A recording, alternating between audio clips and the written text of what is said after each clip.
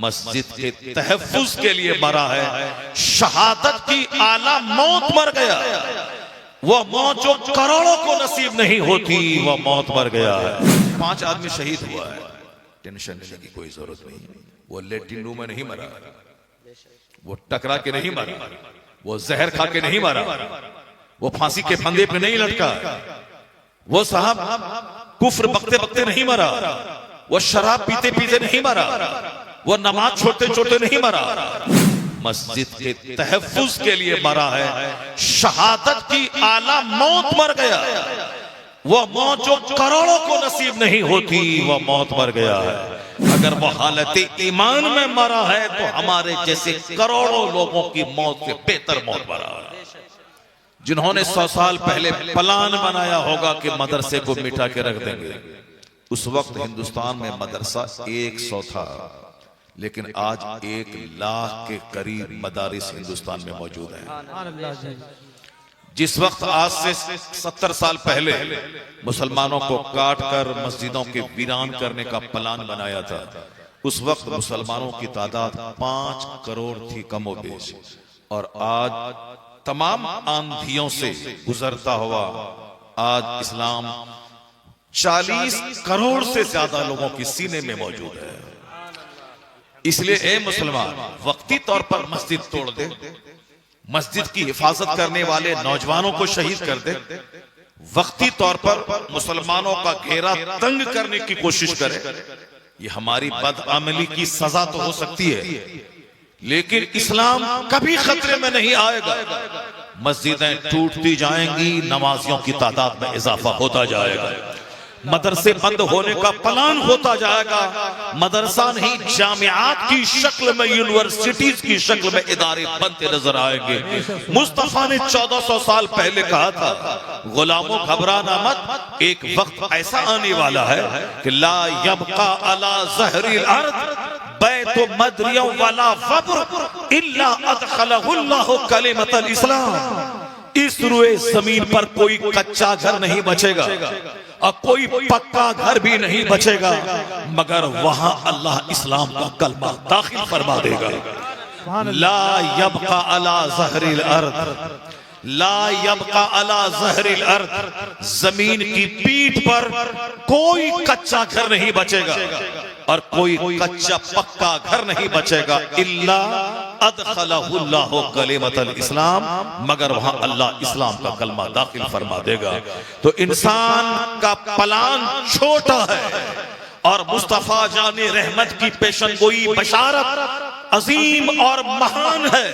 इसलिए वक्त गुजरने के साथ साथ इस्लाम हर घर में पहुंचता चला जाएगा, यहां तक कि कोई मजहब नहीं रहेगा, एक मजहब मजहबे इस्लाम रहेगा, एक मसलक मसलक अहले सुन्नत व जमात है। नारे तकबीर, लिल ईमान वल इस्लाम वस्सलातु वस्सलामु अला सय्यिदिना मुहम्मदिन नबिय्यिहिल्लज़ी इस्तंक़ज़ना बिही मिन इबादतिल औसान वल असनाम व अला आलिहि व अस्हाबिहि नजबाइल बररतिल किराम, अम्मा बअद, फ़अऊज़ु बिल्लाहि मिनश शैतानिर रजीम, बिस्मिल्लाहिर रहमानिर रहीम।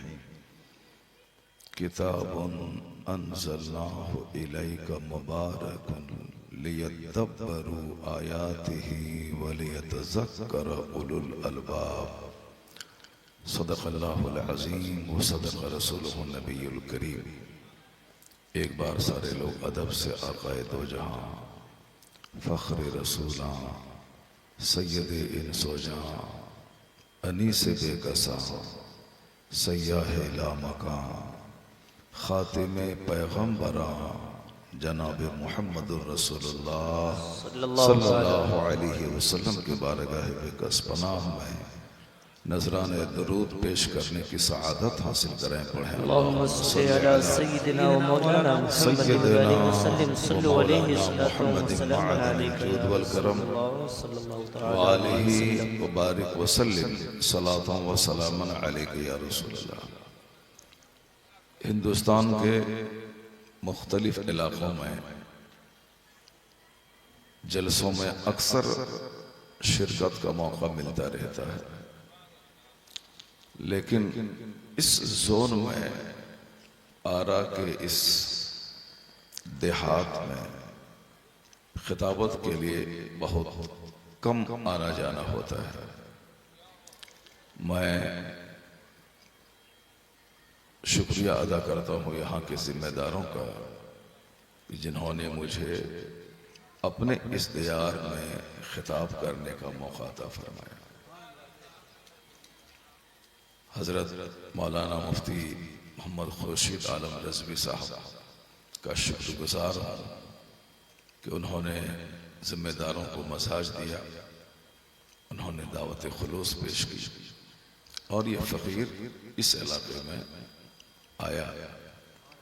अब यहाँ आने के बाद जब मैंने खूबसूरत इजलास को देखा तो ऐसा महसूस हुआ कि मैं नहीं आया तो क्या हुआ, मगर आला हजरत का फैजान तो यहाँ बरसों पहले पहुंच चुका है।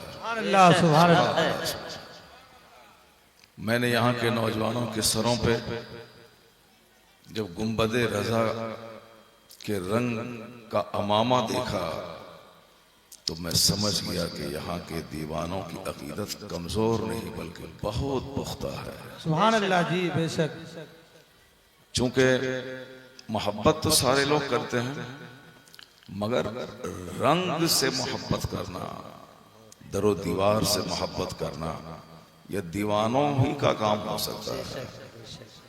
अल्लाह तबारक व तआला इश्क़ रज़ा की इस कैफियत को मरते दम तक कायम रखे आमीन आमीन। और इस पूरे इलाके को मसलक आला हजरत का एक अखाड़ा बना देने की तौफीक अता फरमाए। अब इंशाअल्लाहुल करीम जब बरेली से आला हजरत का खुसूसी फैजान लेकर हमारे शेख फख्रे अजहर के इल्म का अमीन बनकर गुले सरसब्द की सूरत में हुजूर हुज्जतुल इस्लाम के हुस्न का मजहर बनकर हुजूर अरसलान मियां क़िबला तशरीफ ले आए। अब तो ऐसा लगा कि क़यामत तक इस सरजमीन पे बदअकीदगी पनप नहीं सकेगी। इंशाअल्लाह अब आने वाली नस्लों में भी इश्क़ रसालत का जज्बा मौजूज़न होता रहे। अल्लाह तबारक व तआला इस इलाके को बदअकीदगी की नहुसत से महफूज फरमाए। आमीन अल्लाहुम्मा आमीन। शेख के आने से पहले इस फ़कीर की गुफ्तगू अगर आप मोहब्बत से समाअत कर लें तो आपका एहसान होगा, आपकी नवाजिश होगी। चूँकि अक्सर जलसे 12-1 बजे के बाद कमज़ोर पड़ जाते हैं, लेकिन पीरू के इस इलाके का जलसा 12 बजे के बाद बिल्कुल जवान और तरोताज़ा नजर आ रहा है। यह इस बात की दलील है कि हमने जिस जंगल को खाली समझा था वो जंगल भी शेरों से भरा हुआ है। माशाअल्लाह। अल्लाह तबारक व तआला मदरसा अनवारुल उलूम को, मदरसा मदीनतुल उलूम को अल्लाह और उरूज बख्शे। आमीन मजहबी फैजान यहाँ से जारी होता रहे। आमीन। बहुत अच्छा अखलाक, बहुत दिल खुश हो गया। बिस्किट और दालमोट और भुजिया ये तो हर जगह मिलता है, लेकिन नफीस किस्म का दस्तरखान जो कभी खुसूसी मेहमान जो समधी बन के जाते हैं या फिर लड़का या लड़की को देखने के लिए जाते हैं, उससे ज्यादा नफीस दस्तरखान साहिब खाना ने उलमाए कराम के लिए बिछाया और बड़ा अच्छा लगा। अल्लाह तबारक व तआला उनके घर में बेपनाह बरकतें अता फरमाए और आप सबों के चेहरे पे मुस्कुराहट अता फरमाए। आज मैं चाहता हूं कि बस कुछ इल्मी बातें आपके सामने रखूं। हिंदुस्तान में बड़ी मायूसियत है। मायूसियत यह है कि यहाँ साहिब इक़्तिदार जुल्म कर रहे हैं। चारों तरफ से मदरसों, मस्जिदों, खानकाहों पे एक मुसीबतों का वक्त आ गया है। कई सौ साल से जो मस्जिदें हैं बिला वजह एक मंसूबे के तहत टारगेट बनाने के लिए अदालत को भी खरीदा जा रहा है। अदालत को खरीद कर बिला वजह मस्जिदों को उजाड़ने की कोशिश की जा रही है ताकि मुसलमान नर्वस हो जाएं, मुसलमान कमजोर हो जाएं। इनके मजहब से जो जज्बाती मोहब्बत है ये कमजोर हो जाए। कुछ लोग मंसूबे के तहत आका अलैहिस्सलाम की शान में गुस्ताखी करने का एक प्लान बनाया ताकि इस्लाम के पैगंबर से जो मुसलमानों की सच्ची वालिहाना मोहब्बत है वो मोहब्बत भी मध्यम पड़ जाए, जो मुसलमानों की रूहानी ताकत है ये कमजोर हो जाए। क्योंकि जो लोग दावा करते हैं कि हम 10,000 साल पहले से मेरा मजहब है, उसके मजहब का कोई चर्चा नहीं होता, उसके मजहब के मानने वालों की तादाद में कोई इजाफा नहीं होता। लेकिन जिसकी तारीख सिर्फ 1,500 साल की हो उसके बारे में सबको मालूम है कि कोई दिन ऐसा नहीं गुजरता जिस दिन एक गैरे मोमिन कलमा पढ़ के मुस्तफा का गुलाम न बनता हो। मीडियाज में इलेक्ट्रॉनिक हो या प्रिंट हो या सोशल मीडियाज में सबसे ज्यादा जो मजहब छाया रहता है वो मजहब इस्लाम। सुभान अल्लाह बेशक। चाहे इसकी अच्छाइयों को देखकर इस्लाम कबूल करने वाला हो या इस्लाम की दुश्मनी में अलग अलग गोशे को सामने लाने वाला हो, वजह जो भी रहे मगर चर्चा का विषय इस्लाम ही बना रहता है। ये बातें सबको अच्छी नहीं लगती, इसलिए वह लोग आने वाली नस्लों को ये बताना चाहते हैं कि मजहब इस्लाम कबूल करने का मतलब है टेंशन में घिर जाना, मुसीबतों में गिरफ्तार हो जाना। आने वाला वक्त कुरानी तालीम का नहीं है, आने वाला वक्त फिजिक्स, केमिस्ट्री, बायोलॉजी, मैथमेटिक्स का। आने वाला वक्त हिजाब पर्दे का नहीं है, आने वाला वक्त फटा हुआ जीन्स पहनने का। आने वाला वक्त शराब पी के इंजॉय करने का।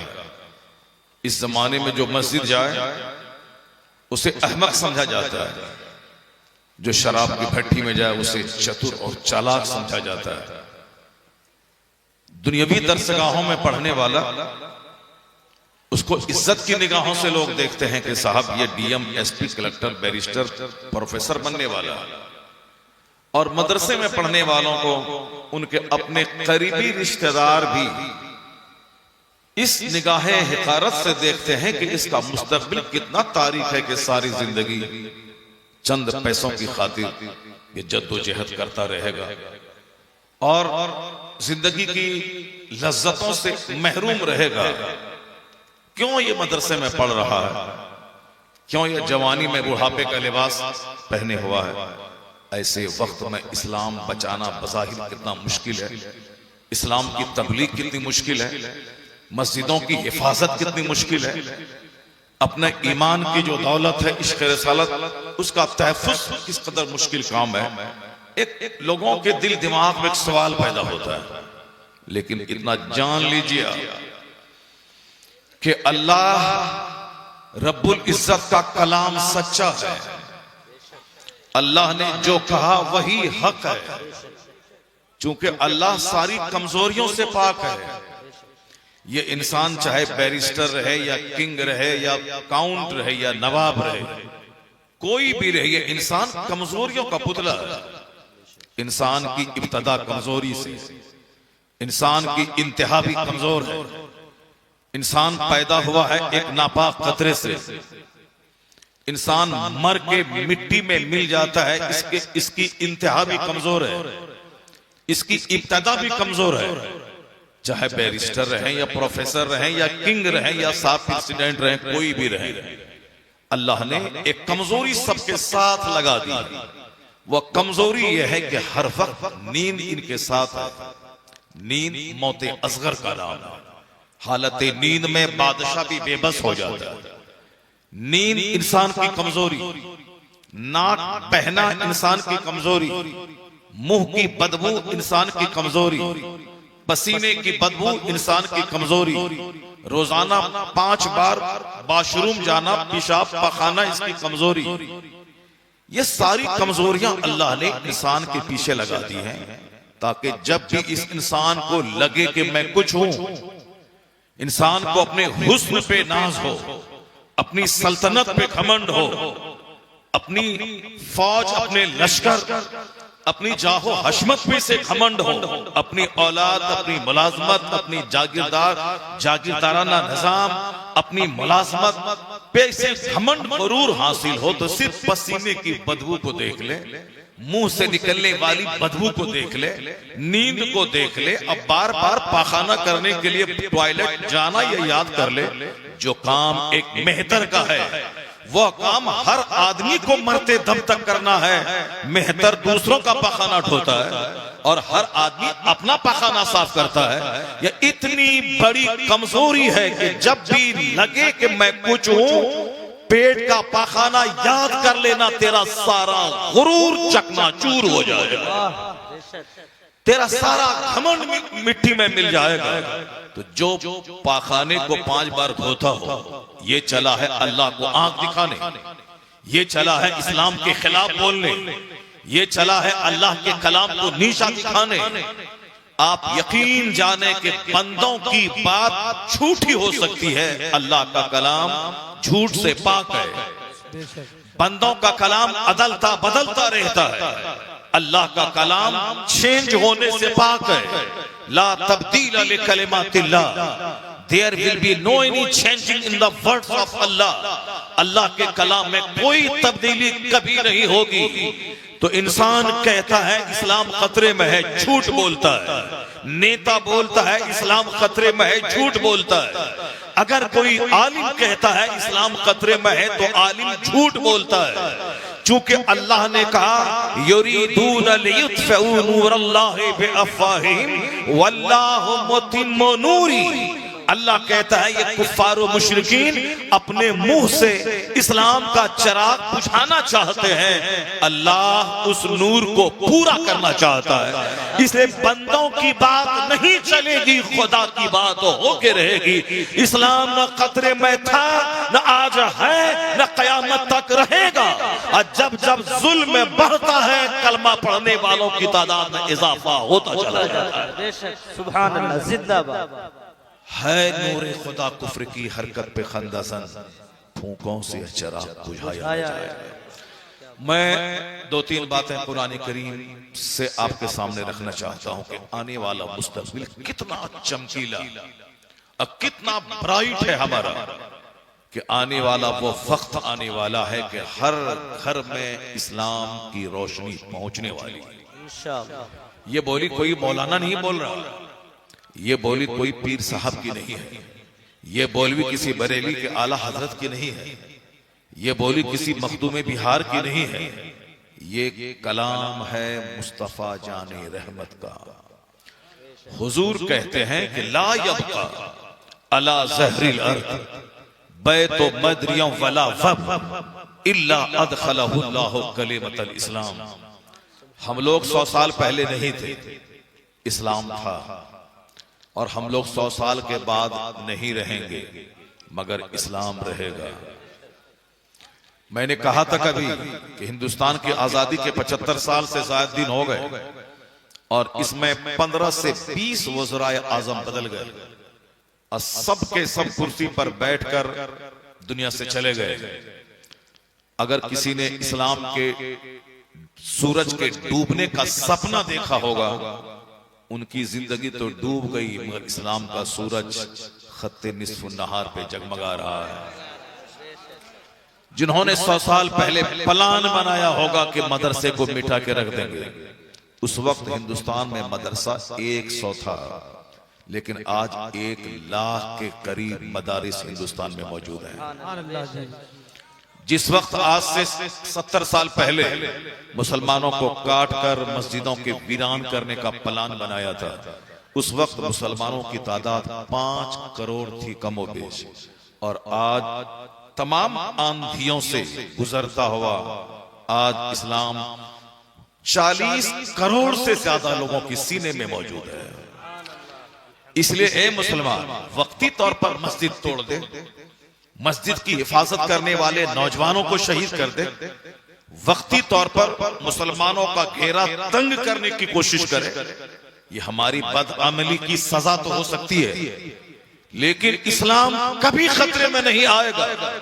मस्जिदें टूटती जाएंगी, नमाजियों की तादाद में इजाफा होता जाएगा, मदरसे बंद होने का प्लान होता जाएगा, मदरसा नहीं जामियात की शक्ल में, यूनिवर्सिटीज की शक्ल में इदारे बनते नजर आएंगे।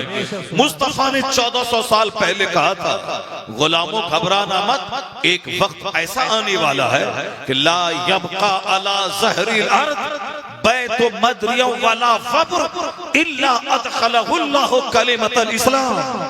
इस रुए जमीन पर कोई कच्चा घर नहीं बचेगा और कोई पक्का घर भी नहीं बचेगा, मगर वहां अल्लाह इस्लाम का कलमा दाखिल फरमा देगा। ला यबका अला ज़हरिल अर्द, ला यबका अला ज़हरिल अर्द, जमीन की पीठ पर कोई कच्चा घर नहीं बचेगा और कोई कच्चा पक्का घर नहीं बचेगा, इल्ला अदखलहुल्लाहु कलिमतल इस्लाम, मगर वहां अल्लाह इस्लाम का कलमा दाखिल फरमा देगा। तो इंसान का प्लान छोटा है और मुस्तफा जाने रहमत की पेशनगोई बशारत अजीम और महान है।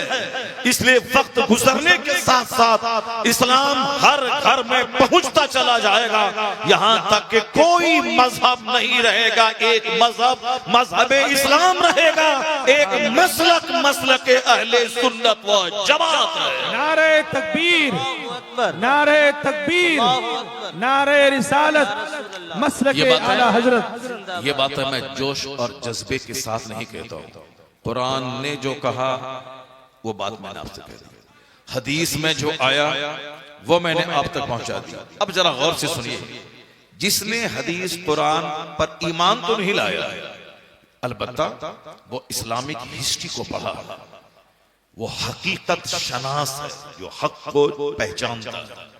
बहुत सारे कुफार और मुशरिकीन जो कलमा नहीं पढ़े, लेकिन वो जानते थे कि इस्लाम हक है, वो जानते थे कि कुरान ओसीन ऑफ नॉलेज, वो जानते थे कि कुरान उलूम व फनून का समंदर है, वो जानते थे कि इस्लाम सच्चाई से बहस करता है। जैसे गांधी जी के बारे में हमने सुना है कि वो कहते थे कि हम पहले समझते थे कि इस्लाम तलवार के बल पे फैला है, लेकिन जब से मैंने कुरान का हिंदी अनुवाद पढ़ा और जब से मैंने इस्लाम के पैगंबर की पवित्र जीवनी मैंने पढ़ी, अब मुझको ऐसा लग रहा है कि इस्लाम तलवार के बल पे नहीं, इस्लाम अपनी सच्चाई और मुस्तफा के अखलाक के बल पे सारी दुनिया में आंधी बन के छा गया है। ये दो चार कम पढ़े लिखे लोग हिंदुस्तान के अगर हमारे पैगंबर के खिलाफ बोलते हैं, अगर डासना के मैं घंटी बजाने वाला, 2-4-10 माला गले में डाल के 2 टका मांग के खाने वाला, अगर वो अति नरसिंह आनंद अगर वो हमारे पैगंबर के खिलाफ बोलता है तो छोटा आदमी, उसके पास इल्म भी नहीं है, उसका एक ही प्लान है कि बस कैसे हम अपने लोगों के बीच में हीरो बनूं और कैसे मैं मुसलमानों को टॉर्चर करूं ताकि हमारे लोग सिक्के पे तौल दें और हम खाने पीने के लिए बाल बच्चों के लिए 2-4-10 कार खरीद लें और साहब आराम से कुछ पैसे जमा कर लें ताकि मेरे बच्चे कुछ पढ़े न लिखें, कुछ न करें, मगर खाने पीने का सामान उसके पास जमा हो जाए। पेट पालने के लिए वो पैगंबर को गाली देता है, क्योंकि उसके पास कोई हुनर तो है नहीं, इसकी औकात तो कुछ है नहीं। ये लोग बहुत छोटे लोग हैं। महाराष्ट्र का एक पंडित हमारे पैगंबर के खिलाफ बोला, छोटा आदमी है, कोई इल्म उसके पास नहीं है, इसलिए बहुत ज्यादा उसके नोटिस लेने की जरूरत नहीं है। रास्ता चलते कोई पागल हमारे पैगंबर के खिलाफ बोलता हो तो उसके पागल का जवाब नहीं दिया जाता है, जो पागल का जवाब देगा खुद पागल हो जाएगा। इसलिए अगर कोई पागल ऐसा बोलता है तो उसके कोई नोटिस लेने की जरूरत नहीं है, पागल समझ करके छोड़ देना है। हिंदुस्तान का एक बहुत बड़ा पढ़ा लिखा आदमी, बहुत बड़ा पढ़ा लिखा आदमी, ये कोई अखबार में या मोबाइल में मैं नहीं पढ़ा हूं, मैंने अपनी आंखों से अखबार पढ़ा। एक दिन पहले कानपुर के एक योगा के शेर में हिंदुस्तान का एक बड़ा पढ़ा लिखा आदमी जो कुछ कहा, जो कुछ अखबार में छपा, वही मैं आप तक पहुंचा रहा हूं। क्योंकि कल एक दिन पहले वो प्रोग्राम हुआ था, दूसरे दिन में कानपुर रेलवे स्टेशन पे मैंने हिंदी का अखबार लिया, उसको पढ़ना शुरू किया। फर्स्ट पेज पे वो रिपोर्ट थी। इतना बड़ा पढ़ा लिखा आदमी है वो। चूंकि मैं अभी आपको कुरान बताने वाला हूं, मैं आपके सामने एक दो हदीस रखने वाला हूं, ताकि आप जान जाएं कि आप डिप्रेशन से ऊपर उठ जाएं, नर्वसनेस से ऊपर उठ जाएं। अगर कोई मस्जिद के तहफ्फुज के लिए शहीद हो गया है, गम मत खाएं, टेंशन लेने की कोई जरूरत नहीं है। रोजाना हजारों आदमी लेटरिन रूम में मर रहा है, रोजाना हजारों आदमी गाड़ी में टकरा के मर रहा है। अभी कुछ दिन पहले एक बंदा शादी का कपड़ा खरीदने देहात से शहर गया, खूब मार्केटिंग की, लड़का, लड़के का बाप, लड़की की माँ, लड़के का भाई, लड़की की बहन, एक ही परिवार के 10 लोग इनोवा पे 7 सीटर गाड़ी पे मार्केटिंग करने गया। मार्केटिंग किया, वहां से लौटा, रास्ते में ड्राइवर की आंख लगी, 10 आदमी एक ही परिवार की मौत की आगोश में चले गए, मर गए, एक ही पत्ते में लिखे। अभी एक लड़का एग्जाम देने जा रहा था, रास्ते में एक्सीडेंट किया, वापस भी घर नहीं आया, रास्ते ही में मर गया। आए दिन हजारों लोग मर रहे हैं। अगर 5 आदमी शहीद हुआ है, टेंशन लेने की कोई जरूरत नहीं। वो लेटरिन रूम में नहीं मरा, वो टकरा के नहीं मरा, वो जहर खा के नहीं मरा, वो फांसी के फंदे पे नहीं लटका, वो साहब कुफ्र बकते बकते नहीं मरा, वो शराब पीते पीते नहीं मरा, वो नमाज छोड़ते छोड़ते नहीं मरा, मस्जिद के तहफ्फुज के लिए मरा है। शहादत की आला मौत मर गया। वो मौत जो करोड़ों को नसीब नहीं होती, वो मौत मर गया है। अगर वो हालत ईमान में मरा है तो हमारे जैसे करोड़ों लोगों की मौत से बेहतर मौत मरा है। तो मरना तो है ही सबको, चाहे आज मरे चाहे 50 साल के बाद मरे, तुम मार के नर्वस नहीं कर पाएगा। हम लोग शहादत की मौत का इंतजार करते हैं। शहादत है मतलूब मकसूद मोमिन, न माले गनीमत न किश्वर कुशाई, न माल जमा करना न हुकूमत हासिल करना हमारा मकसद है। हमारा मकसद है खुदा की खातिर जान दे के शहादत का मर्तबा हासिल कर लेना। सुभान अल्लाह। अलबत्ता तुम्हारे जुल्म की कहानी तेरे वजूद को मिटा के राख कर देगी, तुम्हारे सिंहासन को दीमक की तरह चाट के खा जाएगी। जुल्म सब दिन नहीं चलता, नाव कागज की नहीं चलती है, बनावट के फूल से खुशबू नहीं आती है, अत्याचार ज्यादा नहीं चलता है। जुल्म फिर जुल्म है, जब बढ़ता है तो मिट जाता है। खून फिर खून है, जब बहता है तो जम जाता है। नोके खंजर पे जमे या कफे कातिल पे जमे। ए मुसलमान, तू कमजोर रहनुमा का फॉलोवर नहीं है। तेरा पैगंबर महान, तेरा पैगंबर लाजवाब, जिनका हुस्न लाजवाब, जिनकी अक्ल लाजवाब, जिनकी हिकमत लाजवाब, जिनका जज्बे जहाद लाजवाब, जिनकी तबलीग दीन लाजवाब, जिनका कुंभा लाजवाब, जिनकी औलाद लाजवाब, जिनका नवासा हसन हुसैन लाजवाब, जिनका दामाद अली लाजवाब, जिनके असहाब लाजवाब, जिनके मुहाजिर लाजवाब, जिनके अंसार लाजवाब, जिनका मजहब लाजवाब। जो मुस्तफा का मानने वाला हो वो अभी दुनिया की तमाम जमातों में लाजवाब जमात है। नारे तकबीर, नारे रिसालत, मदरसा मदीनतुल उलूम, अनवारे मदीनतुल उलूम कॉन्फ्रेंस। ज्यादा फालतू बातें नहीं बनानी, ज्यादा नेतागिरी के चक्कर में बुत पर माला डाल के अखबार पढ़ के ये मत बोलना खबीस मरदूद के इस्लाम खतरे में। तुम्हारा दीन खतरे में है कि तुम एक मुसलमान होने के बाद एक बुत पे तुम माला चढ़ा रहा है। तेरा दीन खतरे में है बेहुदा, इस्लाम के खतरे में है कि आज कोई मुसीबत नहीं, इससे बड़ी बड़ी मुसीबतें इस्लाम देख चुका है। 70,000 मुसलमानों को काट कर बगदाद में खोपड़ी की मीनार बना के तातारी बैठ के शराब पिया था। वो जुल्म आज तक किसी ने देखा, उसके बाद नहीं देखा। 70,000 मुसलमानों की गर्दनें काट कर तातारी काफिरों ने खोपड़ी अलग करके उसकी मीनार बनाई और उस मीनार पे बैठ के तातारी काफिर ने शराब पिया था। अब बोला था कि अब इस्लाम को मैंने मिटा दिया, बगदाद में दोबारा कभी इस्लाम का न मानने वाला नजर नहीं आएगा। ये बदअमल मुसलमानों को अल्लाह ने सजा दे दी। जो मस्जिद में नमाज नहीं पढ़ता था उस पर अल्लाह ने काफिरों को मुसल्लत किया और अल्लाह ने उस बेनमाजी मुसलमानों को काट दिया। जो शराब पीते थे अल्लाह ने उस पर काफिर को मुसल्लत किया और ये शराबी मुसलमान बुरी तरह काट दिए गए। एक अल्लाह का वली रास्ते में घूम घूम के सबको मना करता था, जिस हाल में जी रहे हो इससे तौबा करो वरना तेरे घर में लाशें सड़ जाएंगी, कोई दफनाने वाला नहीं होगा, तुम्हारी गलियां खून से भर जाएंगी, कोई पुरसाने हाल नहीं होगा। लोग कहते थे जिस तरह आज मौलाना कुछ बोलता है तो हमारे चंद लुच्चे लफंगे नौजवान जो सिर्फ नात सुनने आए, खड़े होकर मुंह देखा और चले गए, ये लुच्चे नौजवान क्या जाने कि इस्लाम क्या चीज है, इस्लाम की तारीख क्या चीज है। ये जब मौलाना को सुनेंगे नहीं तो वो जानेंगे कैसे इस्लाम क्या है। अब अगर मैं उससे कहूं कि जोकर की तरह बाल मत रख, किसी क्रिकेटर किसी एक्टर की पैरवी मत कर वरना उसके साथ जो जहन्नम जाएगा, वो बोलेगा इस मौलाना को मत बुलाओ, इस मौलाना को भगाओ। जो मौलाना कॉमेडी सुनाए, जो मौलाना फिल्मी डायलॉग बताए, जो मौलाना बोले कुछ मत करो, एक बार सुभान अल्लाह बोलो छलांग के जन्नत चले जाओ, उस मौलाना को बोलाओ जिसकी तकरीर सुनने में मजा आए। जो ना बोले कि ये करो ये ना करो, जो ना बोले ये हलाल है ये हराम है, जो ये ना बोले कि साहब ऐसा करेगा तो तबाह बर्बाद हो जाएगा, ऐसा करेगा तो आबाद हो जाएगा, उसको बुलाओ जो हमें दिल खुश करने वाली बातें बताए, दिल खुश करने वाली बातें बताए। इसीलिए कॉमेडियन को बुलाओ, कॉमेडियन की खूब चल रही है, कहानीकार को बुलाओ जो कहानी सुना सुना करके हमें एंजॉय करने का मौका दे, उसको बुलाओ। इसी तरह के लोग बगदाद में थे। जब वो मजूब कहने लगा कि तेरी लाशें सड़ जाएंगी, तेरी गलियां खून से भर जाएंगी, तुमको दफनाने वाला कोई नहीं मिलेगा, क्योंकि जिस हाल में तुम जी रहे हो, इस्लाम ने शराब को मिटाया, तुमने शराब को घर में दाखिल किया।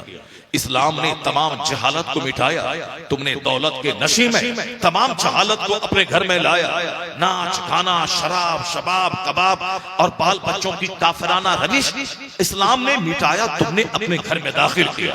तुमने आलिमों की मुखालफत की, तुमने जुमा के खुतबे को तुमने झुठलाया, तुमने आलिमों को हकीर समझा, तुमने मुशरिकीन से दोस्ती की। तुम्हारा मुस्तकबिल खतरे में। तुम्हारे जिस बच्चे को तुम प्यार कर रहे हो ये बच्चे तेरे सामने काटे जाएंगे, कोई पुरसाने हाल नहीं होगा। उस मजलूम को लोगों ने कहा ये पागल है, इस पागल को छोड़ो, इसकी बात पे कान मत धरो, ये पागल है। मजलूम लोगों की मोहब्बत में पागल का ताना सुनने के बावजूद वो नसीहत नहीं छोड़ा, फिर गली में घूमता था, कहता था एक कौम मुस्लिम शराब की बूंद बूंद हराम है और तुम्हारे घरों में शराब के जाम खनक रहे हैं, तुम अज़ाब के अज़ाब को दावत दे रहे हो, तौबा करो वरना तुम्हारे गांव में आग लगेगी, तुम्हारे घर में आग लगेगी। मैं आंखों से देख रहा हूं कि तेरे बच्चे ज़बह हो रहे हैं, तुम्हारी गलियों में खून की नदी बह रही है, मैं आंखों से देख रहा हूं। अगर तुमने तौबा नहीं की वो दिन आके रहेगा, आने वाला है। लोगों ने पहले तो पागल कहा, उसके बावजूद जब इन्होंने हक कहना नहीं छोड़ा तो लोगों ने उनको गालियां देनी शुरू की। उसके बावजूद भी हक नहीं छोड़ा। वो चाहता था कि बगदाद जलने से बच जाए, वो चाहता था कि बगदाद लूटने से बच जाए, वो चाहता था कि कलमा पढ़ने वाला तबाह बर्बाद होने से बच जाए, इनके बाल बच्चे ज़बह होने से बच जाएं। मगर लोगों ने पहले पागल कहा, उसके बाद लोगों ने गालियां दी, फिर भी ये गालियां सुन सुन के कहता था अपने घर को बचाओ, अपनी औलाद को बचाओ, अपनी आखिरत बचाओ, अपना ईमान बचाओ, वरना मैं देख रहा हूं कि अजाब तेरी गर्दन पे मुसल्लत हो चुका है, अब वो अजाब आने वाला है। मगर मतली आने लगी मालदारों को, मतली आने लगी दुनियादारों को, उनसे नहीं रहा गया तो कहा इस समझाने वाले फकीर को इसको इतना मारो कि ये शहर छोड़ के भाग जाए। उनके पीछे ओबास बच्चों को लगा दिया, उनके बच्चे उनको गालियां देने लगे, पत्थर बरसाने लगे।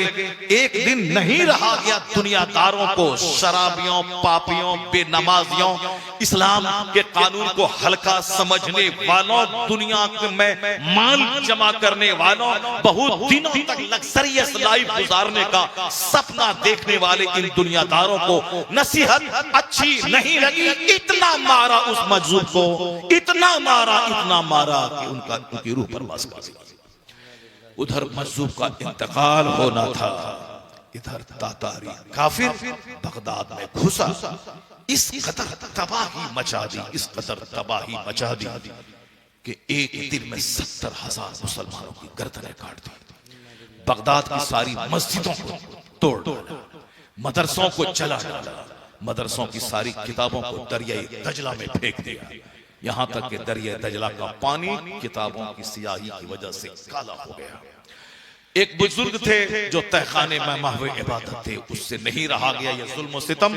कहा चलो इन काफिरों से मुकाबला किया जाए।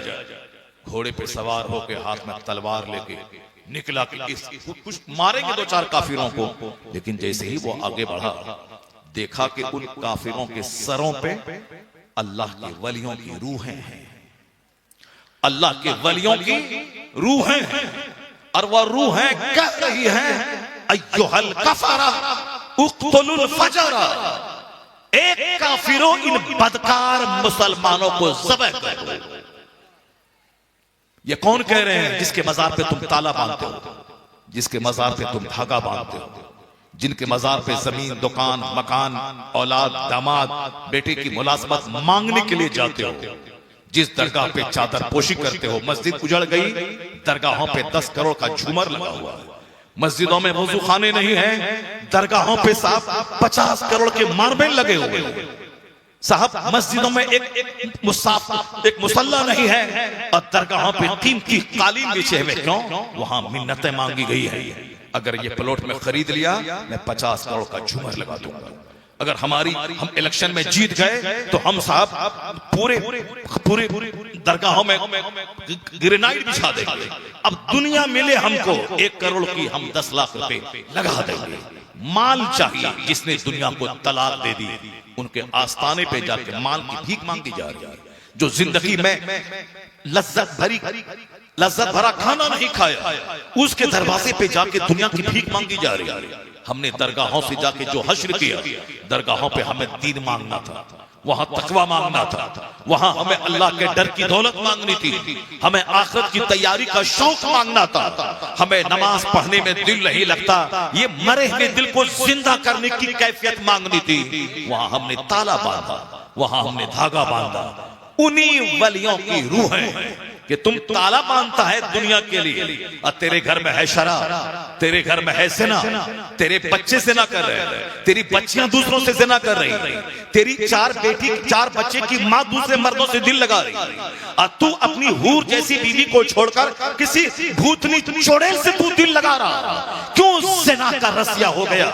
तुम्हारे घर में है पानी, तुम्हारे घर में है जबरदस्त मशरूब, ये साफ शफाफ पानी और दूध और शहद छोड़कर क्यों शराब का रसिया हो रहा? एक बदबूदार शराब के पीछे दिल लगा रहा। अल्लाह ने दी है बेशुमार दौलत है, फिर दौलत को बढ़ाने के लिए सूद का सहारा ले रहा, जबकि सूद का 1 पैसा खाना ऐसा है जैसे कोई अपनी माँ से ज़िना कर रहा हो। इतना खतरनाक गुनाह सिर्फ काफिरों का मुकाबला करने के लिए, मकान बनाने, 2-4 प्लॉट खरीदने के लिए अपनी माँ से ज़िना करने से ज्यादा खतरनाक गुनाह कर रहा है। जरा भी शर्म नहीं आती। ऐसे खतरनाक मुजरिम ये कहता है कि अल्लाह कहां है, रसूलुल्लाह कहां है। जब काफिरों की तलवार चलती है, ये शराबी, ये जुआरी, ये पापी, ये फिल्म के एक्टर की राह पे चलने वाला, शादी ब्याह काफिरों से बदतर करने वाला, करोड़ों रुपए की शादी करने वाला, जिसके पैगंबर ने मस्जिद में शादी की, और ये पैगंबर का कलमा पढ़ने वाला, ये काफिरों को भी फजूल खर्ची में पीछे छोड़ गया, काफिरों को भी डीजे बजाने में पीछे छोड़ दिया। अगर कोई काफिर मेरी मस्जिद के दरवाजे पे डीजे बजाए तो हम दंगा कर देंगे, हम पत्थर मार देंगे, लेकिन ये कलमा पढ़ाने वाला मस्जिद की हुर्मतों को पामाल करके पटाखाबाजी कर रहा है, वहां डीजे बजा रहा है, कौन बोले? वो तो काफिर था कि दंगा कर देंगे, काट देंगे। ये तो कलमा पढ़ने वाला अपनी मस्जिद के दरवाजे पर शादी ब्याह और खुशी के नाम पे डीजे बजा रहा है। मौलाना बोले थे खबरदार चुप रहो, बारात तो फर्क होना चाहिए। ये बारात का जुलूस जा रहा है या जनाजे का जुलूस जा रहा है? जनाजे का जुलूस खामोश जाता है, अगर बारात भी खामोश तौर पर जाए तो जनाजे में और बारात में क्या फर्क रह जाएगा? ये मौलाना को मसला सिखाता है। जुल्म की सारी हदें पार कर दी। अब जब काफिर गर्दन पे मुसल्लत हुआ तो कहता है अल्लाह कहां है, रसूल रसूलुल्लाह कहाँ है, गौस की मदद कहाँ है, ख्वाजा की मदद कहाँ है? बुजुर्गों ने कहा मत बोल अल्लाह कहाँ है, अल्लाह तो तेरी शहरत से ज्यादा करीब है।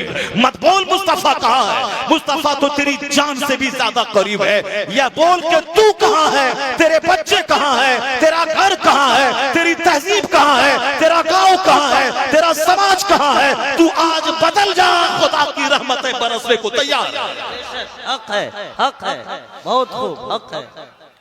कि मोहम्मद से वफा तूने तो हम तेरे हैं, ये जहां चीज है क्या लौह कलम तेरे। मेरे भाई जरा गौर से सुनना, अल्लाह रब्बुल इज्जत ही हुकूमत देने वाला, वही सल्तनत देने वाला, वही दुनिया चलाने वाला। अल्लाह से हटकर जो बंदा चाहेगा कि मैं दुनिया को चला लूं, मैं जो चाहूं कर लूं, नहीं होगा।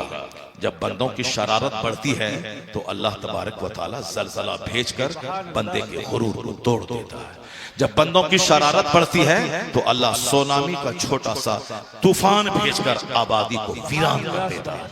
जब बंदा बदकारी पे उतर आता है तो इसके गुरूर को तोड़ने के लिए अल्लाह छोटा सा कीड़ा कोरोना का भेजकर पूरी दुनिया को उजाड़ देता है, खूबसूरत शहरों को वीरान कर देता है।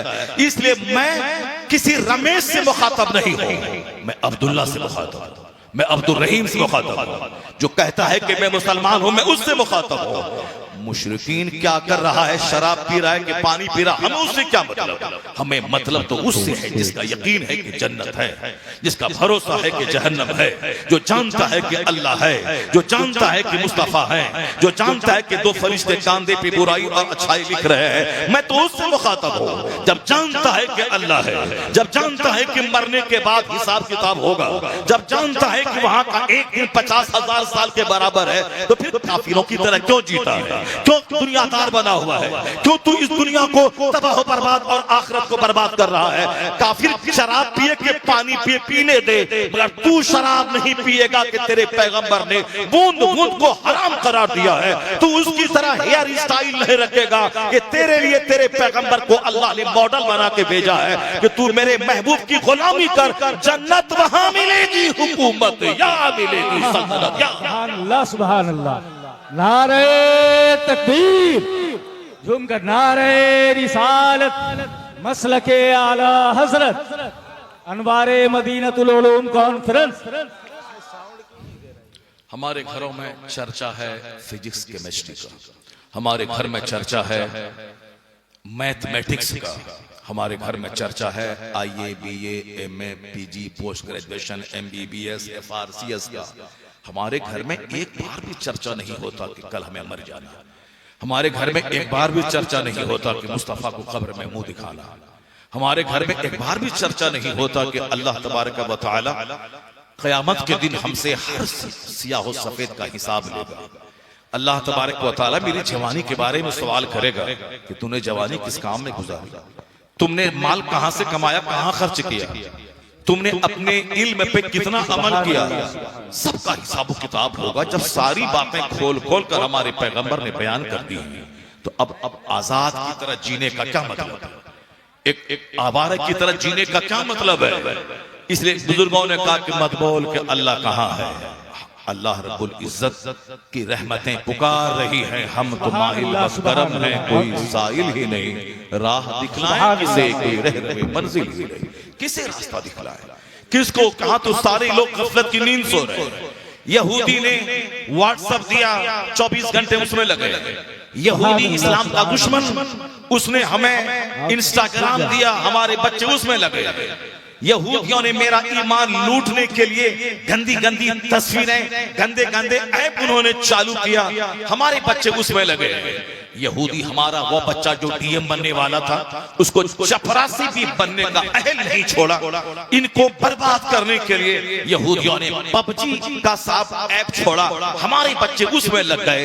यहूदी जिसने लॉन्च किया उसके बच्चे PUBG नहीं खेलते, उसके बच्चे इंस्टाग्राम पे नहीं थिरकते, उसके बच्चे साहब वीडियो बना बना करके साहब वो नंगी तस्वीरें अपलोड नहीं करते हैं। यहूदियां हमें तबाह करने के लिए इंस्टाग्राम दिया, उन्होंने हमको बर्बाद करने के लिए मेरी बच्चियों को बेहया बेशरम इसे जानिया फाहिशा तवाइफ बनाने के लिए उन्होंने गंदी गंदी तस्वीरों को डालकर इनके मजाज को खराब करने की कोशिश की। पर उनकी बेटियां तवाइफ के कोटे पे नहीं जाती है, उनकी बेटियां 18 घंटे 24 घंटे में 10 घंटे स्टडी करती है, उनके बेटे मेहनत करके दुनिया को कुछ देना चाहते हैं। यह जलील कौम यहूदी यह हमें माइक्रोफोन दे रही है, यह जलील कौम यहूदी का फर्द हवाई जहाज दे रहा है, ये सारे कंप्यूटर मोबाइल सब ये दे रहा है। गली गली में अपनी इकोनॉमी को मजबूत करने के लिए थम्स अप कोका कोला जैसे कोल्ड ड्रिंक के नाम पे हमारे हार्ट का मर्ज ये बांट रहा है। वो उतना कोल्ड ड्रिंक नहीं पीता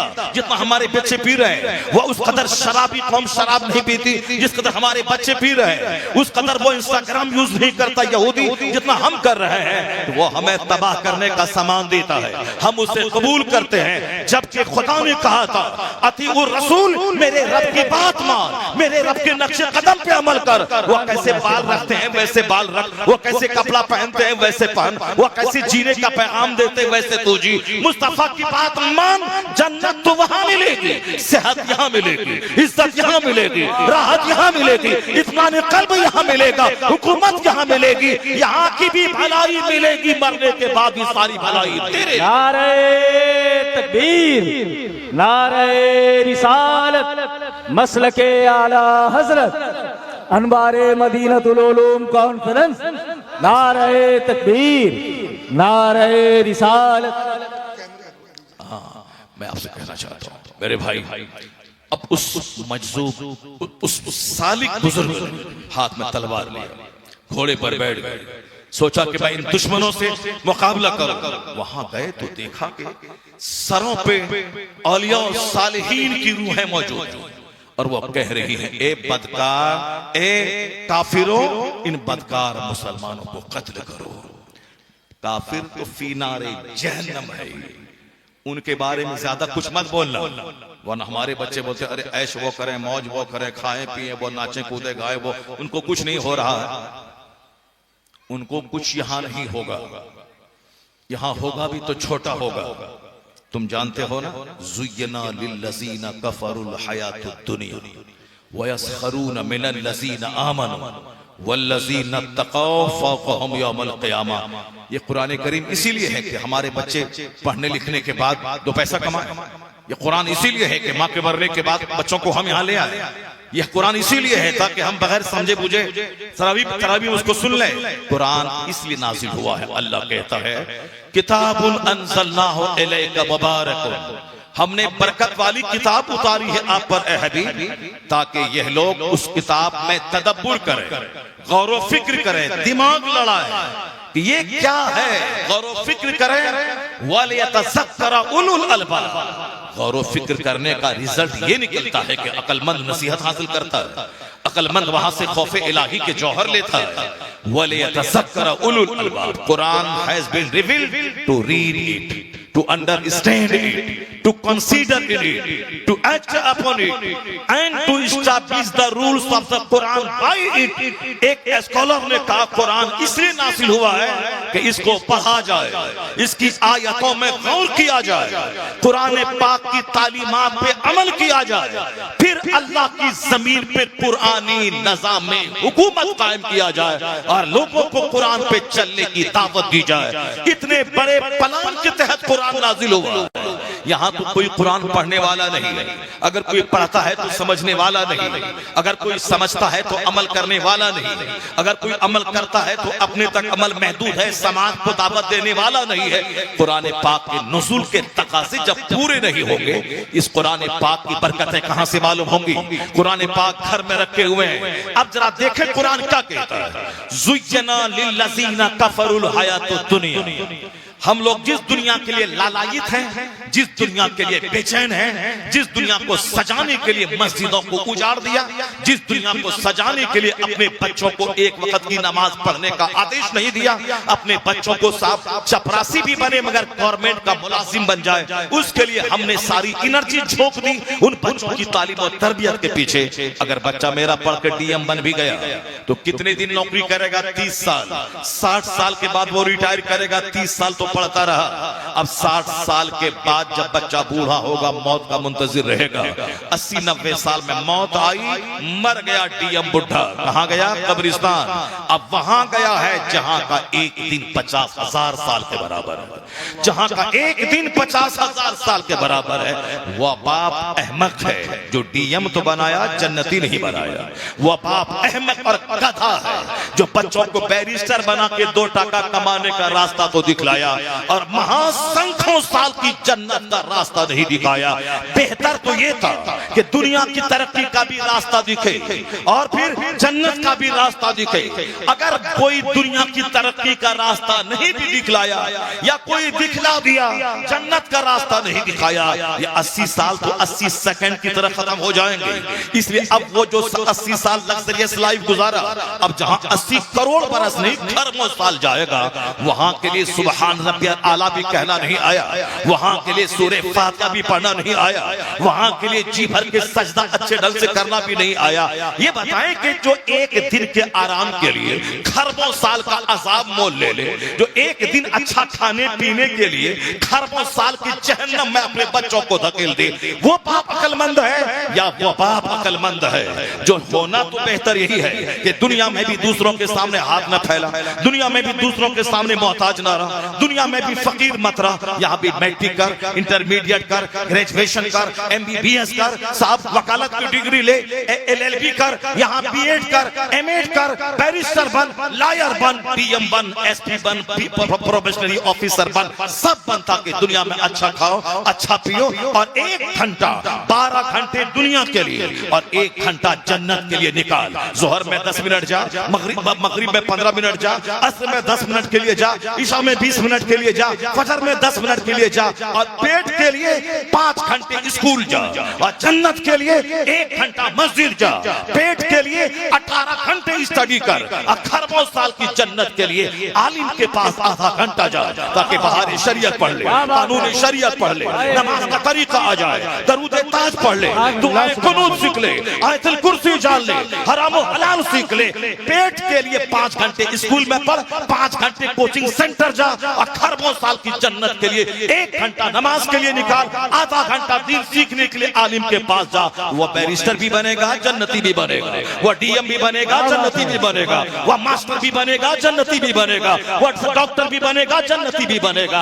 अगर कोई ऐसा नहीं कर पाया, अपने बच्चों को सिर्फ DM बनाया, वो अपने बेटे का दुश्मन है जो एक दिन की लज्जत की खातिर खरबों साल की आग में डाला। उससे बड़ा अकलमंद तो वो है जो DM नहीं बनाया, SP नहीं बनाया, प्रोफेसर नहीं बनाया, मास्टर नहीं बनाया। दुनिया में उसे किराए के घर में छोड़ के बाप मर गया, मगर किराए के घर में कब तक रहेगा? 80 साल। 80 साल 1 मिनट है, तो चलो 1 मिनट की तकलीफ हो गई, 1 मिनट की परेशानी हो गई, खाने की तंगी रही, लिबास सर ढके तो पांव खोले, पांव ढापे तो सर खोले, पैसे का मोहताज हो।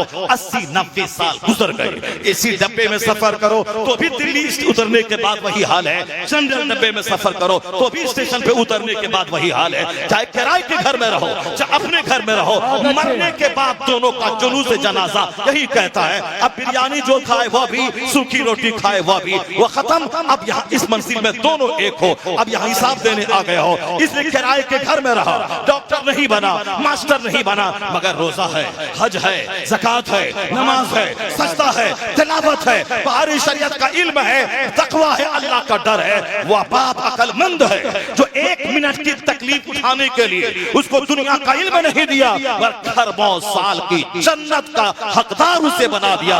इसलिए हजारों गुना बेहतर है, वो बेहतर तो है दुनिया आखिरत दोनों रहे। अगर दुनिया नहीं भी मिली, अगर जन्नत सलामत है, वो अकलमंद है, वो दानिश्वर है, उससे बड़ा बेहतर बाप कोई। सुभान अल्लाह। नारे तकबीर, नारे रिसालत, मसलके आला हजरत, अनवारे मदीनतुल उलूम कॉन्फ्रेंस जिंदाबाद जिंदाबाद।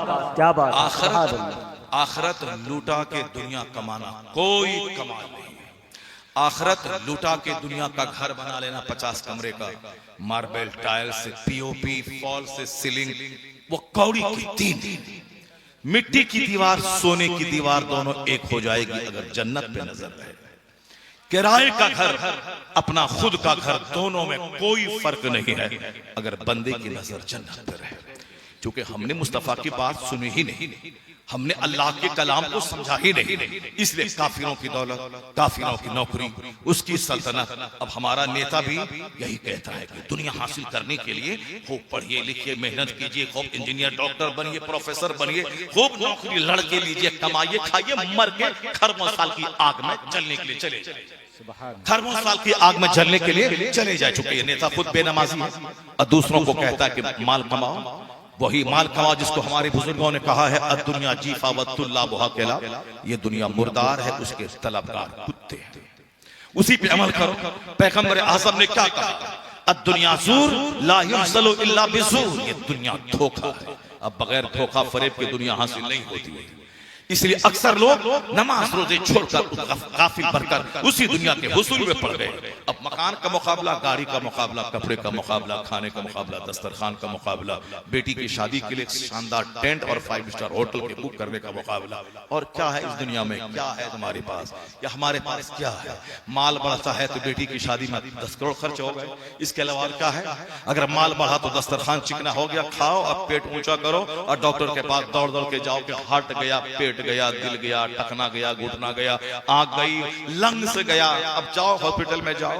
आज जब डॉक्टर कहता है कि मड़वा की रोटी खाओ, जब डॉक्टर कहते हैं कि भूख रहे खाना छोड़ दो, भूख लगे खाना खाओ, 2 टाइम खाना खाओ, डॉक्टर कहते हैं कि बगैर तेल मसाले वाला खाओ, कोलेस्ट्रॉल बढ़ेगा, हार्ट की बीमारी होगी, मर जाओगे, चेहरा तुम्हारा उतर जाएगा।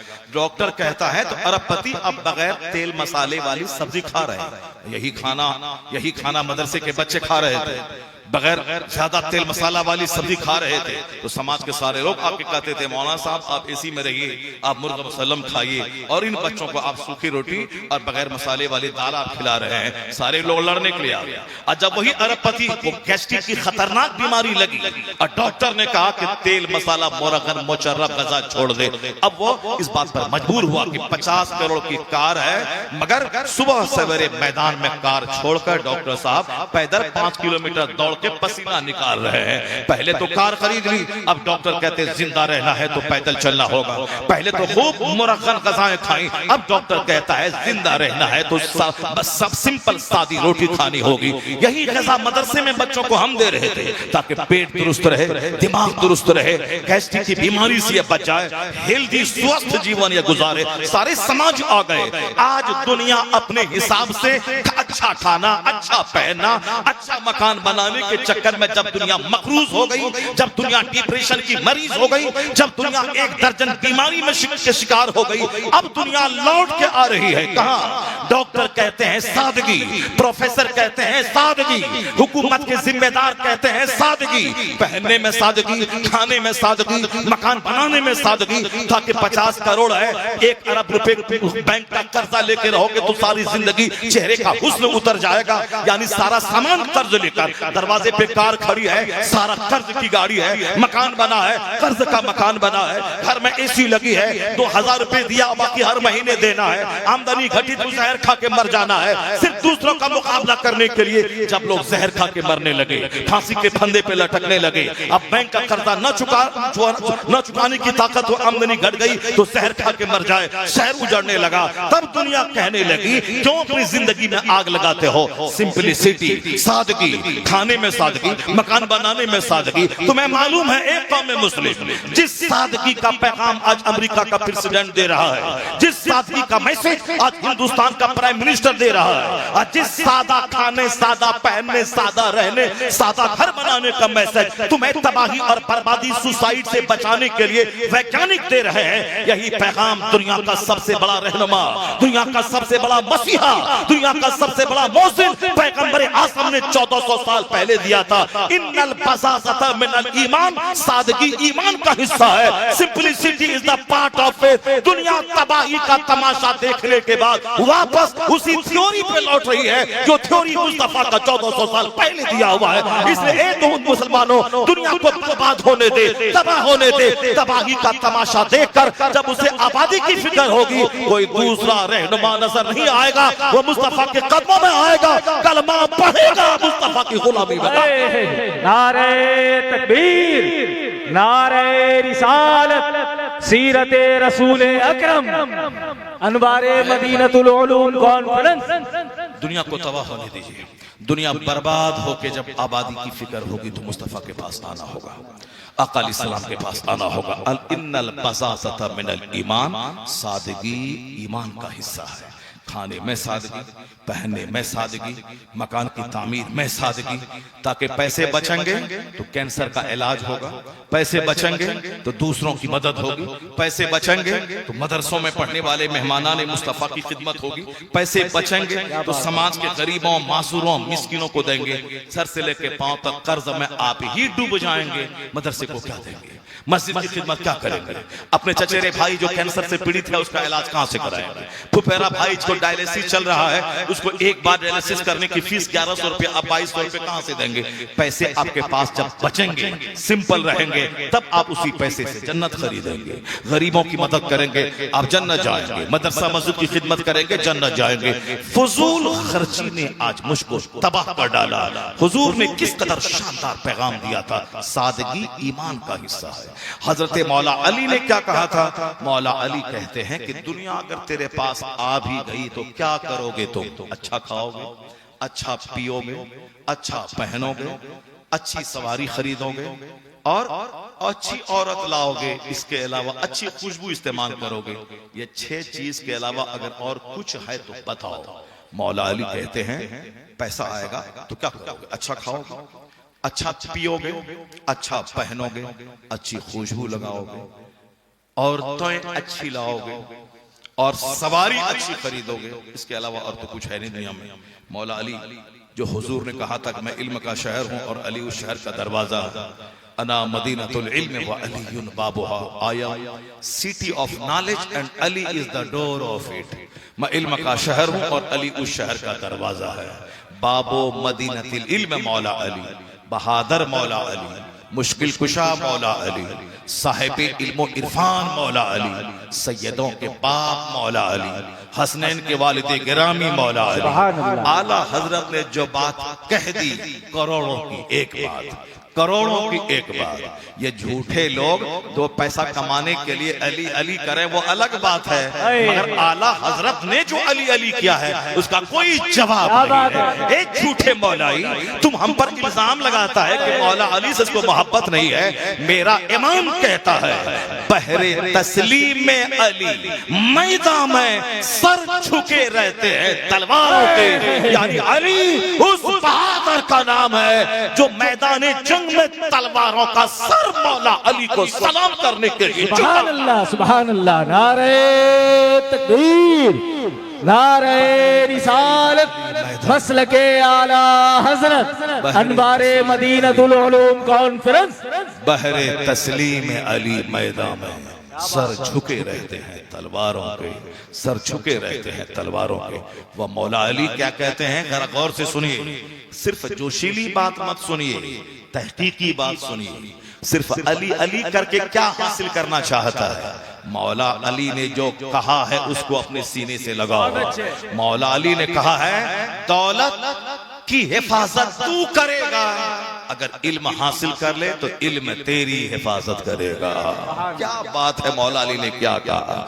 कहा अगर दौलत जमा कर लिया तुम तो फिरौन की विरासत है, अगर इल्म हासिल किया या इल्म नबी। अल्लाह समझ, क्या मौला अली ने कहा रज़ी अल्लाह तआला अन्हु। ये जो बात मैंने आपके सामने की, करोड़ों की एक बात है। एक किताब में मैं पढ़ा हूं, आजकल नौजवानों का गाल अंदर धंसा रहता है, उनकी आंखें अंदर धंसी रहती हैं। क्यों धंसी रहती हैं? क्योंकि अकल तो घट रही है, ख्वाहिश बढ़ रही है। कयामत जब करीब आएगी तो अक्ल घटेगी और शहवत बढ़ेगी। जहां अक्ल पुख्ता होगी शहवत घटेगी। उनको गौर और फिक्र करने से फुर्सत ही नहीं मिलेगी कि वो शहवत के चक्कर में रहेगा।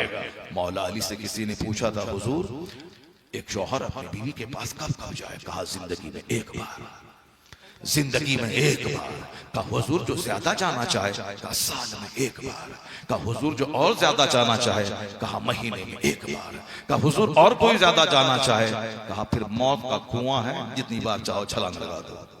क्या बात है हकीम मौला अली की, हिकमत वाले मौला अली की। हुजूर की सोहबतों में रहकर मौला अली ने इस कदर इल्म हासिल किया। आज बड़े बड़े फराई, आज बहुत बड़े साइकोलॉजिस्ट दंग हैं। जहां मौला अली ने मुस्कुराते हुए एक बात कह दी, उसकी हिकमतों के सामने आज के साइकोलॉजिस्ट की अक्लें दंग है।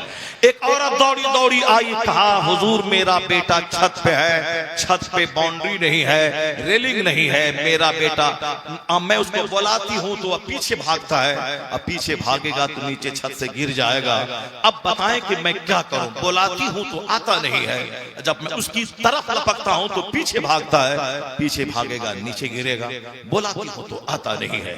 हमारे पास अगर कोई आ जाए सवाल लेकर, हम सर को खुजलाते हुए बोलेंगे अच्छा ठीक है, सोच करके जवाब देंगे, तब तक में बेटा मर ही जाएगा उसका, सोच के जवाब देंगे। मौला अली कहते हैं बस जाओ फौरी उस उम्र का एक बच्चा पकड़ के गली से 20 छत पे लाके छोड़ दो, और देखो जिन्स को जिन्स से प्यार होता है। आप अपने बच्चे को गोद में ले लें, उस उम्र का बच्चा एक बैठा हुआ वो आपकी गोद से कूद कर उनके पास जाना चाहेगा, वो अपनी उम्र के बच्चों के साथ खेलना चाहेगा। उस उम्र का एक बच्चा 20 छत पे ले जाके खड़ा कर दे, वो कुछ नहीं पूछी क्यों, क्या, व्हाट, व्हाई, कैसे होगा, कुछ नहीं। ये तो आजकल के शरीर लोग करते हैं।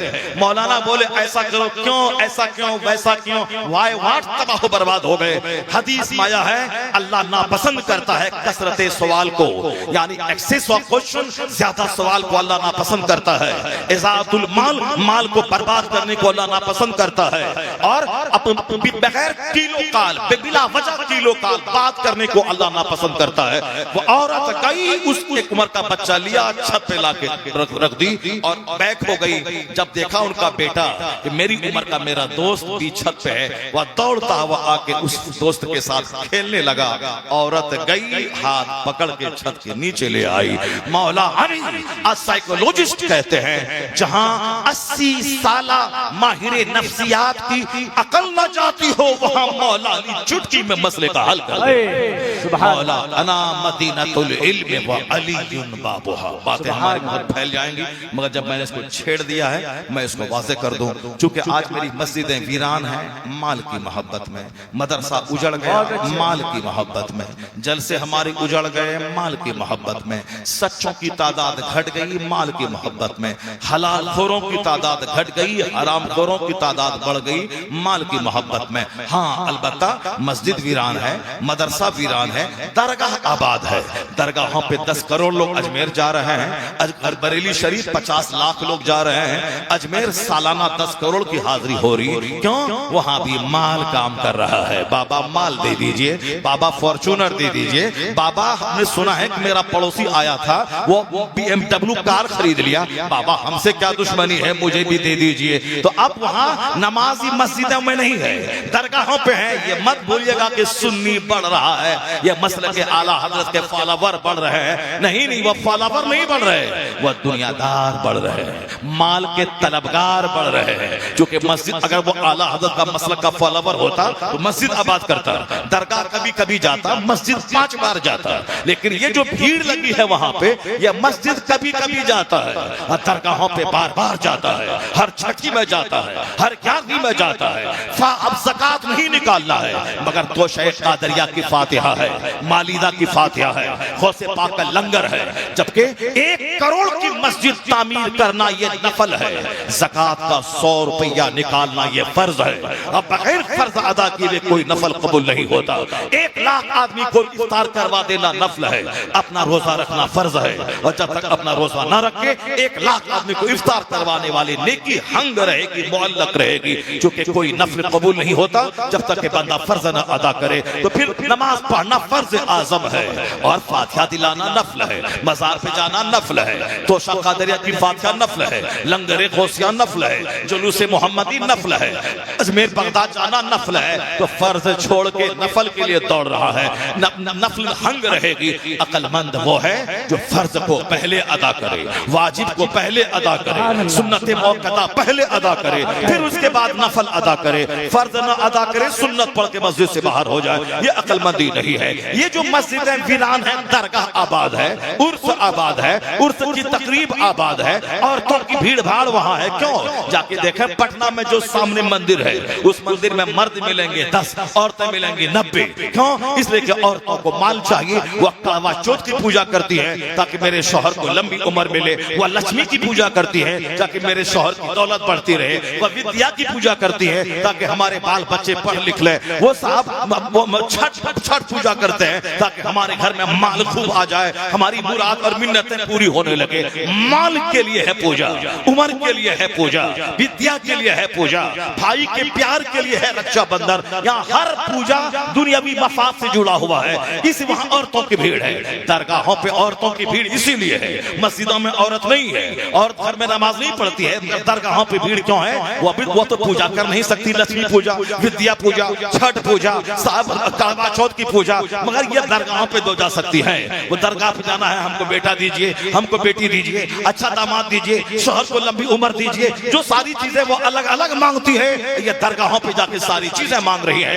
एक मुसलमान मर्द जब जुमा की नमाज तेरी बीवी पे फर्ज नहीं है, जो एक आला नमाज है, जब ईदैन की नमाज तेरी बीवी पे वाजिब नहीं है, जो कि आला नमाज है, साल भर की एक नमाज है, तो दरगाहों पे जाना किस शरीयत ने जायज करार दे दिया?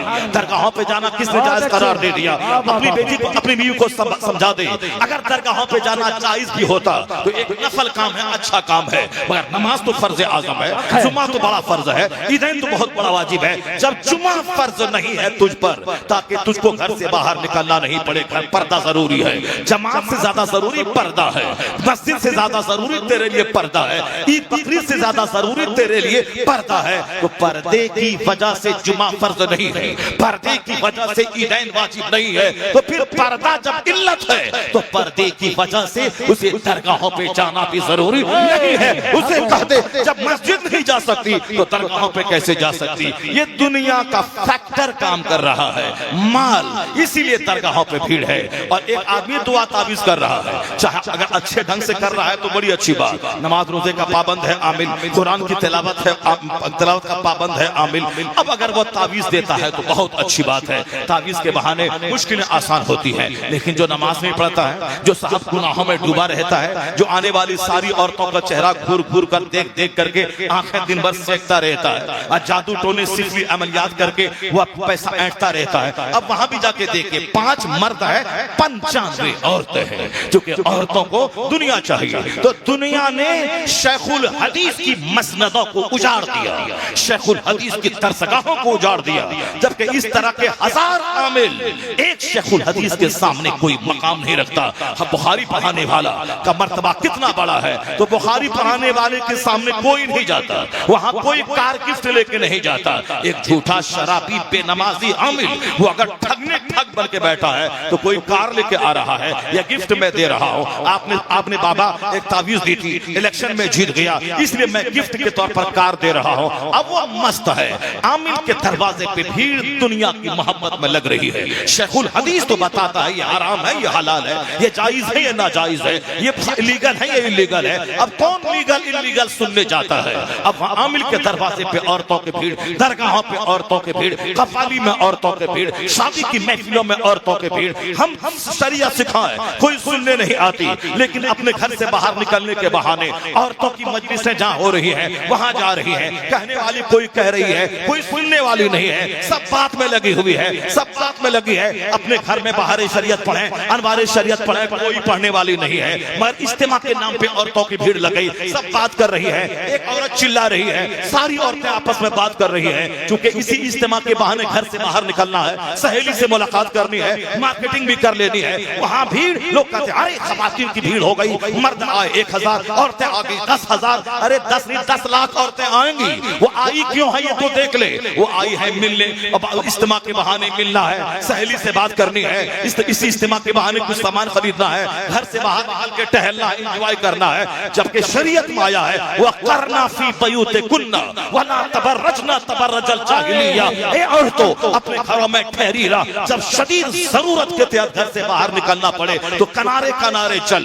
अब झाझन और पाजेब की आवाज गैर मर्दों के कान में न जाए, पर्दे में रह के चल। सख्त जरूरत के तहत निकलना पड़े, वरना तेरा आंगन में रहने से बेहतर है घर में रहना, न घर में नमाज पढ़ने से बेहतर है कोने में नमाज पढ़ना। जितना पर्दा तेरे लिए हो समाज के लिए भलाई है। आज पर्दा को तार-तार करने की वजह से स्कूल में से ना, कॉलेज में से ना, चर्च में से ना, कचहरी में से ना, रेलवे में से ना, आरपीएफ का जवान प्रोटेक्शन के लिए है, अब वहां छेड़खानी है। मेडिकल कॉलेज कलकत्ता में है, उसका प्रिंसिपल एमडी करने वाली खवातीन के साथ देना औरतों का रैकेट चला रहा है। कहां जहां मुस्तफा का कानून नहीं चलेगा वहां शराब, वहां सेना, वहां आपसी चपलस, वहां हसद, वहां जलन, वहां कीना, वहां कुदूरत। और जहां मुस्तफा की हदीस चलेगी, मुस्तफा का कानून चलेगा, वहां रेप घटेगा, वहां तहारत बढ़ेगी। इसलिए अमेरिका से लेके भारत तक न कचहरी से ना रोक पाएगी, न कोर्ट से ना रोक पाएगा, न कोई फौज से ना रोक पाएगी।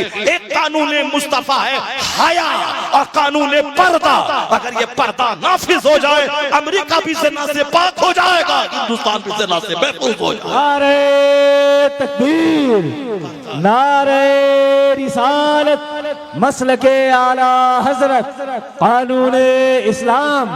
माशाअल्लाह।